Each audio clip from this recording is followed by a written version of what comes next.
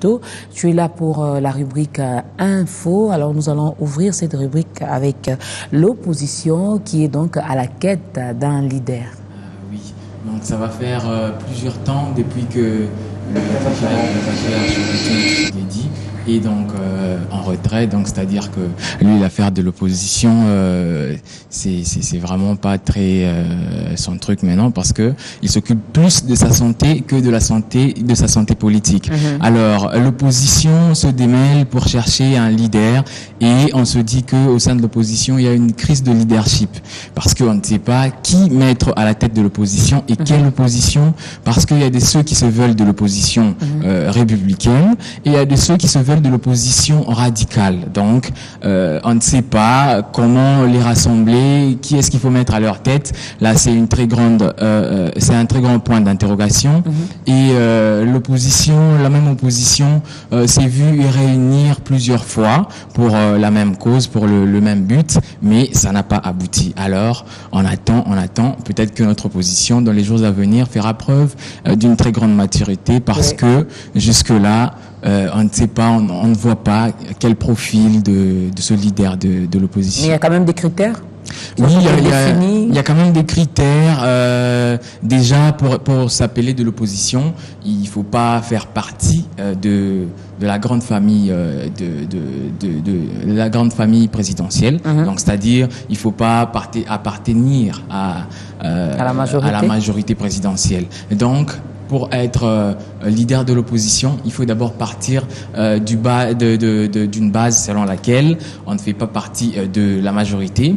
Et puis, pour être leader de l'opposition, il faut qu'on sente qu'on mène une lutte pour gérer l'opposition, parce que la politique dans un pays, ce n'est pas seulement ceux qui dirigent, mais il doit y avoir des gens qui sont derrière eux pour leur pousser à mieux faire, parce que quand on dirige un pays seul et qu'il n'y a pas des gens derrière pour vous dire là-bas vous faites mal, là-bas vous travaillez bien, donc le pays ne marchera pas.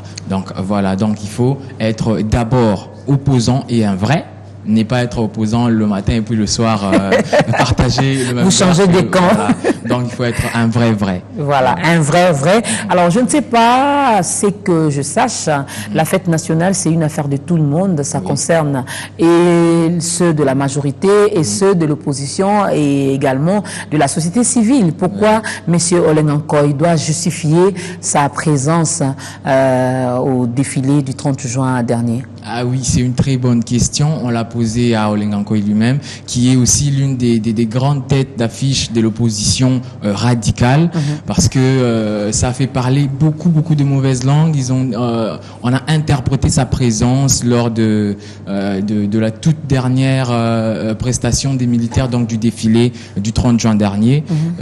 On s'est dit, mais la présence d'Olen Ankoy a fait parler beaucoup de gens. On l'attendait pas vraiment qu'il soit là, que sa présence a dérangé plus d'un. Alors il a voulu se justifier, parce que beaucoup commençaient déjà à spéculer en disant que il a rejoint la famille de la majorité présidentielle et tout ça. Donc il s'est dit, pour lui, la fête de l'indépendance, c'est une fête qui n'est pas seulement, qui n'appartient pas seulement à une frange de la politique, mais c'est une fête de tous. Qu'on soit de l'opposition ou de la majorité, on doit tous fêter notre indépendance, parce que on va pas dire on a été indépendant. Voilà, c'était juste pour une catégorie de personnes. Les autres, voilà. Donc on est ensemble. C'est aussi dans la même optique que Bissau. Voilà, dans l'indépendance, c'est ça.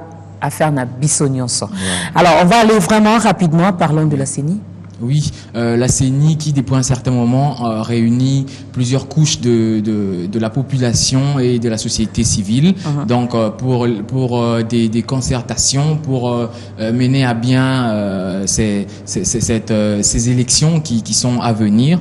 Donc, hier, la CENI a discuté avec les députés provinciaux de Kinshasa. Aujourd'hui, c'est maintenant le tour des bourgmestres de toutes les 24 communes de Kinshasa. Donc voilà. Clôturons avec le concours de photographie avec Smile RDC.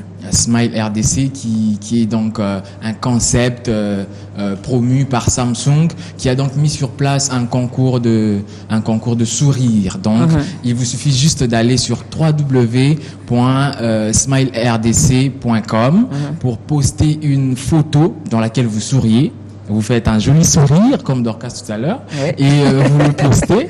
Donc, vous aurez plein de cadeaux, des appareils photo Samsung, des téléphones et plein d'autres surprises, quoi. Le concours a commencé hier.